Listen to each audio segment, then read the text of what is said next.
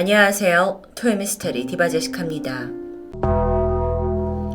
캐나다 토론토 911에 지난 2010년 11월 8일 밤 11시 한 통의 신고 전화가 걸려옵니다. 집에 강도가 들었다는 다급한 목소리의 20대 여성이었는데 자신은 2층 계단 난간에 묶여있다며 도움을 요청했죠. 그때 남겨진 음성 기록 함께 들어보시겠습니다.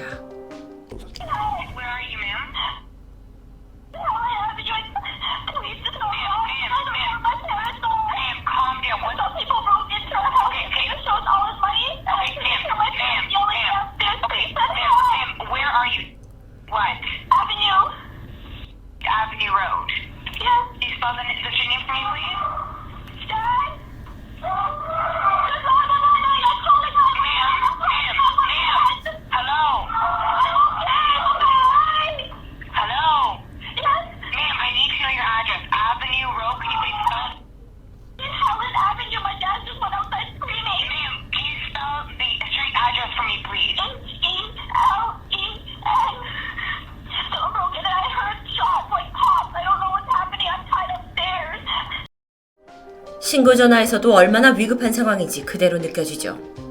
조금 후 경찰과 구조대가 주소로 즉시 출동했고 현장에서 이들이 목격한 상황은 처참했습니다. 지하실에서 발견된 엄마 비크 씨는 목과 머리에 총상을 입고 이미 숨이 끊어진 상태였고요. 아버지 한 씨 역시 집앞 마당에 쓰러져 있었는데 두 발의 총을 각각 어깨와 얼굴에 맞았습니다. 그런데 천만다행으로 그는 숨이 붙어 있었고 구급대원들이 그를 급하게 병원으로 옮겨서 한 씨는 대수술을 받습니다. 하지만 이미 얼굴뼈가 산산조각이 나 있었기 때문에 얼마 못 가서 혼수 상태에 빠져버리죠. 집에 있던 현금 200만 원 정도가 사라졌습니다. 금품을 노린 강도일까요? 그런데 왜 하필 이 가족들이 희생양이 됐던 걸까요? 우선 베트남 출신의 부부 한 씨와 비크 씨는 1979년 캐나다로 이사온 1세대 이민 가정입니다. 부부는 자동차 부품 공장에서 일하면서 이 낯선 땅에서 정착하기 위해 안간힘을 썼죠. 그러던 중 1986년 딸 제니퍼가 태어났고 89년 아들 펠릭스를 얻게 됩니다. 4명의 가족은 정말 모두를 지지하기 위해 악착같이 돈을 벌었고 마침내 2004년 캐나다 토론토 북동부에 있는 마캄이라는 도시로 이사를 오게 되죠. 여긴 명문고가 여럿 있을 만큼 교육 수준이 높은 동네였습니다. 한 씨와 비크 씨는 이곳에서도 꽤 손꼽히는 수준 높은 주택에 거주하고 있었죠. 안정적인 생활에다 부부는 고급차를 운전했고 자녀들에 대한 특히 교육에 대한 지원도 아끼지 않았습니다. 딸 제니퍼는 4살 때부터 피아노와 피겨스케이팅 같은 여러 레슨을 받았는데 특히나 피겨 선수로 활약할 만큼 뛰어난 실력을 갖추고 있었습니다. 하지만 안타깝게도 무릎 부상으로 인해 꿈을 포기해야 했죠. 그런 불행도 잠시 제니퍼는 늘 학교에서 좋은 성적표를 받아왔습니다. 고등학교를 졸업한 뒤에 캐나다 명문 중 하나인 라이어슨 대학에 합격하기도 해요. 근데 거기서 그치지 않고 캐나다 랭킹 1위인 토론토 대학으로 편입을 해서 약학을 전공하게 되는데요. 부유한 삶에 앞길이 창창한 아이들까지 부부는 모든 꿈을 이룬 것 같았습니다. 그러다 갑작스러운 강도 침입으로 엄마는 사망했고 아빠는 혼수 상태. 다행히 이 시각 아들은 학교에 있어서 비극을 피할 수 있었다고 하는데요. 그나마 다행인 건 유일한 생존자이자 911에 신고 전화를 건 딸 제니퍼 팡은 다친 곳 없이 무사했다는 점이었죠. 경찰 발견 당시 그녀는 2층 계단 난간에 팔이 묶여 있었습니다. 팔이 좀 아픈 거 외에 별다른 외상은 없었는데요. 그런데 사건을 조사하던 수사관들은 참 어딘가 미심쩍은 기분을 지울 수가 없었습니다. 제니퍼가 살아남은 건 불행 중 다행이지만 왜 강도들이 그녀만 살려둔 걸까라는 의문이 들었던 겁니다. 게다가 팔이 난간에 고정된 상태에서 어떻게 911에 전화를 할 수 있었는지도 수상했죠. 사건 직후 제니퍼는 혼수 상태가 된 아버지 곁을 약 3시간 정도 지키다가 바로 경찰서로 옮겨져서 몇 가지 질문을 받게 되는데요. 현장에 있던 유일한 사람이었기 때문에 무슨 일이 있었는지 경찰한테 진술을 해야 되는 당연한 절차였습니다. 그런데 여기서 보인 제니퍼의 행동은 어딘가 이상한데요. 영상으로 확인하시죠. Into just a state of I need to mechanically show how I can get access to my phone, okay? Because that's obviously very relevant. We know you made the phone call, but questions are going to obviously raise is that if my hands are bound and I'm against the railing, how do I talk to a 911 operator? 어떻게? Okay, so clinically, this is now a clinical demonstration. Just stand up, focus in on how you did it. 그때 한 걸 그대로 보여줘. 물 한 잔을 마시네요. And I want you to stick that in your waistband as an example.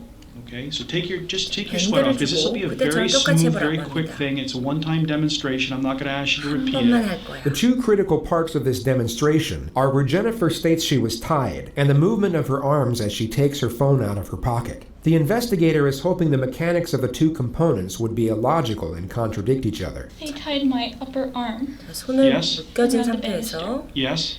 But my hands are bound together. So your hands bound together, and this is the arm that's the strings wrapped around against the banister? 여기도 Okay, 묶여 so 있었어요. now how can you get to 팔이 the 뒤로 phone? 이렇게 돼 있었죠. And how do you make the phone call? 어떻게 전화를 했니? 어딘가 이상합니다. 수상한 점이 느껴지는데요. 좀 더 보시죠. 911. And do you talk down like that? Yes, I'm yelling at the phone like this. And how can you hear? I turned the volume on max. Yes? So that's exactly the way that you're talking to her against the railing. Okay, that's good enough. Sit down. 우선 손이 뒤로 묶인 채 핸드폰을 들었다는 자세가 뭔가 앞뒤가 맞지 않습니다. 무엇보다 제니퍼는 핸드폰과 거리를 둔 채 볼륨을 최대로 두고 911과 통화했다고 진술했죠. 그런데 맨 처음 들었던 녹취록은 마치 휴대폰이 얼굴에 바로 있는 것처럼 선명했었는데요. 이후 조사는 계속됩니다.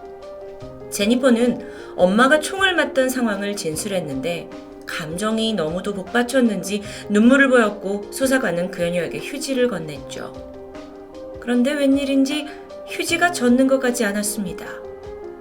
이후 그녀는 그저 고개를 푹 숙인 채 진술을 이어갔습니다. 근데 얘기를 하다 보니까 집에서 총소리를 들었다는 시점과 아버지가 소리치는 걸 들었다는 시점, 이 모든 것들이 매우 애매하게 진술되고 있었는데요. 의심스러운 건 계속됩니다. 이후에 이루어진 어머니의 장례식에서 제니퍼는 내내 눈물을 한 방울도 흘리지 않았습니다. 너무도 갑작스러운 엄마의 죽음인데도 불구하고 딸은 너무나 침착해 보였죠. 현장 조사 결과 이 내부에 누군가 억지로 들어온 흔적이 전혀 보이질 않으면서 강도 사건을 제외하고 수사망은 점점 제니퍼 쪽으로 좁혀가고 있습니다. 경찰은 또 한 번 그녀에게 신문을 시도하는데요. 작은 방에서 몇 시간 동안 진행된 이 신문에서 제니퍼의 과거 이야기, 부모와의 관계, 그리고 우리가 몰랐던 남자친구의 존재마저 모두 끌어내집니다. 경찰은 사건의 내막과 진실을 알고자 했던 거죠. 그리고 견디다 못한 제니퍼가 결국 고백하게 되는데 사실 집에 침입한 사람은 자신이 고용한 청부업자들이고 그들이 죽여야 할 인물은 바로 자신이었다는데요. 더 이상 살고 싶지 않아서 나를 죽여달라라고 살인 청부를 했는데 실수로 부모를 쏴버렸다는, 즉 그녀는 분명 이 사건에 관여된 사람이라는 뜻입니다. 하지만 경찰들은 이미 뒷조사를 통해서 제니퍼가 자신의 인생을 송두리째 속이고 살아온 사람이라는 걸 알고 있었죠. 압박 질문이 계속되었고 마침내 제니퍼는 끔찍한 전말을 털어놓습니다. 네, 제가 직접 부모의 살인을 청부했어요. 그런데 이때쯤 혼수 상태에 빠졌던 아버지 한 씨가 극적으로 깨어나게 돼요. 머리에 총알이 박힌 상태였는데 이걸 아예 빼낼 수조차 없어서 혹시 깨어나더라도 정신이 온전치 않을 거라고 예상했던 것과는 달리 그는 깨어나서 그날의 모든 것을 기억하고 있었습니다. 자, 그럼 우선 제니퍼의 과거에 대해서 좀 이야기해 볼까요? 제니퍼는 부모가 생각했던 것만큼 항상 A를 받는 성적이 월등했던 아이는 사실 아니었습니다. 기대가 너무 컸기 때문에 언제부턴가 제니퍼가 성적표를 위조했던 거고 그걸 보고 부모는 안도하면서 기뻐했던 거죠. 부모님이 굉장히 엄격했기 때문에 제니퍼는 고등학생들이 흔히 즐기는 데이트, 파티 같은 건 꿈도 꾸지 못했다고 합니다. 엄마가 매일 고등학교에 딸을 데리러 왔을 정도니까요. 하지만 그러던 중 제니퍼에게 은밀한 남자친구가 생기는데요. 중국 필리핀계 혼혈인 다니엘 웡. 두 사람은 우연히 공연장에서 만났고 제니퍼는 부모님 몰래 다니엘과 교제하면서 상당히 정신적으로 그에게 의지하게 됩니다. 그런데 안타까운 점은 다니엘이 그녀에게 그렇게 좋은 영향을 주는 남친이 아니었다는 거죠. 그는 마약 거래를 일삼는 불량 학생이었습니다. 제니퍼가 라이슨 대학에 수시로 합격한 건 사실입니다. 그런데 불행하게도 고등학교 마지막 학기 때 한 과목을 낙제하게 되면서 수시 합격이 취소돼 버려요. 그렇게 대학 입학의 꿈이 무너지죠. 하지만 제니퍼는 이걸 부모에게 알리지 않았습니다. 그리고 이때부터 가짜 대학생 생활을 시작하는데 고등학교 졸업식 그리고 대학교 입학식은 교묘한 핑계를 대면서 부모님의 학교에 방문하는 걸 겨우 막아내게 되죠. 가짜 대학 생활은 생각보다 쉬웠습니다. 대학교 교재 중고로 사가지고 들고 다녔고 엄마 학교 다녀올게요 하고 집을 나섰지만 식당에서 알바를 하거나 피아노를 가르치면서 돈을 벌었습니다. 그런 제니퍼의 이중 생활은 여기에서 그치지 않았죠. 자기가 장학금을 받은 것처럼 서류를 위조했고요. 심지어 2년 후엔 토론토 최고의 대학 약학과로 편입을 하게 됐다고까지 거짓말합니다. 이때 토론토 대학은 제니퍼네 집과 꽤 멀었기 때문에 부모는 딸의 독립을 허락할 수밖에 없었는데 드디어 자유를 얻은 제니퍼는 이때부터 오랜 기간 사귀어온 다니엘과 동거를 시작하게 되죠. 이 거짓말은 언제 끝이 날까요? 대학 졸업 시점이 되었을 때 제니퍼는 또 한 번 부모가 보기에 만족스러운 삶으로 자신을 꾸며냅니다. 유명 아동병원에서 인턴을 시작했다. 와, 이건 명문대 졸업에 어엿한 메디컬 직업까지 부모로선 딸이 너무도 대견스러웠겠죠. 그런데 시간이 좀 지나서 병원 출입증이나 유니폼을 보여달라고 할 때마다 제니퍼는 요리조리 피했습니다. 그렇게 몇 번이고 미루자 부모 또한 수상함을 느꼈고 그러던 어느 날 직접 딸이 일한다는 병원에 찾아가게 돼요. 그리고 거기서 충격적인 진실을 마주하게 되죠. 제니퍼 팡이라는 인턴은 존재하지 않았습니다. 그리고 그날 이후 딸의 과거를 캐면 캘수록 정말 뒷목 잡는 사실들이 기다리고 있었는데요. 대학에도 가지 못했고 장학금, 편입은 다 뻥이었고요. 게다가 오랫동안 숨겨온 남자친구랑 동거까지 하고 있어? 부모로서는 엄청난 배신감과 실망감이 밀려왔겠죠. 당장 다니엘과 헤어지라고 강요했고 이제라도 대학에 다시 들어가야 한다고 말합니다. 이때 딸 제니퍼가 든 생각. 내 삶을 이렇게 강압하는 부모를 죽여야겠다. 그녀는 지난 8년간 의지하던 남자친구 다니엘과 상의한 후 돌이킬 수 없는 범죄를 모의하게 되는데 다니엘이 마약 거래를 통해서 알게 된 2명의 킬러를 제니퍼에게 소개시켜주죠. 제니퍼는 모아왔던 돈 1,000만 원을 그들에게 주고 청부 살인을 의뢰합니다. 사건이 있었던 2010년 11월 8일 밤 그녀는 몰래 집의 대문을 열어둔 채 침실에 들어가서 조명을 껐다 켰다 하면서 밖에 있던 그 킬러들에게 신호를 보냈습니다. 이걸 확인한 후 2명의 킬러와 다니엘은 제니퍼의 집안으로 손쉽게 진입했고요. 저항하는 그녀의 부모를 지하실로 끌고 가서 충격을 가했습니다. 어머니 비크 씨는 그 자리에서 사망했지만 아버지 한 씨는 총에 맞은 채 극적으로 도망쳤죠. 이후 혼수 상태에서 깨어난 아버지는 자신과 아내가 지하실로 끌려가기 직전 딸 제니퍼가 집안을 자유롭게 돌아다니면서 이 범인들과 살갑게 대화를 나누는 것을 목격하기까지 했습니다. 이때 아버지 심정은 어땠을까요? 그렇게 이 사건의 전말이 낱낱이 밝혀졌고 제니퍼와 이 살인에 가담한 다니엘 그리고 2명의 킬러는 체포됩니다. 사건 발생 4년 후인 2014년 12월 기나긴 재판 끝에 제니퍼와 3명은 1급 살인 혐의 및 미수 혐의로 가석방 없는 종신형을 선고받게 되는데요. 재판이 모두 끝나고 제니퍼의 아버지는 내 딸이 정직한 사람이 될 수 있길 바란다 라는 짧지만 씁쓸한 인터뷰를 남겼습니다. 완벽하다고 믿고 있던 딸의 인생, 그걸 송두리째 속인 채 심지어 부모 청부살인까지 가담한 너무도 믿을 수 없는 사건이었는데 그 당시 캐나다에서 일부 언론사는 이 사건을 아시안 부모들의 엄격한 잣대 그리고 교육에 대한 높은 기대가 이런 참사를 만들어냈다고 보도하면서 반발을 사기도 했습니다.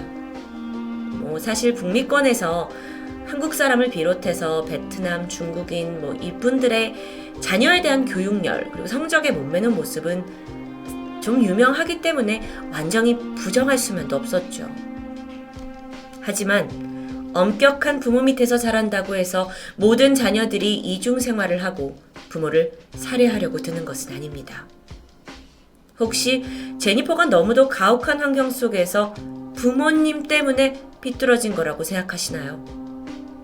저는 제니퍼가 자신의 욕심과 그리고 왜곡된 가치관으로 자신뿐만 아니라 부모의 삶까지 파괴한 잔혹한 범죄자라고 느껴집니다. 토요미스테리 디바제시카였습니다.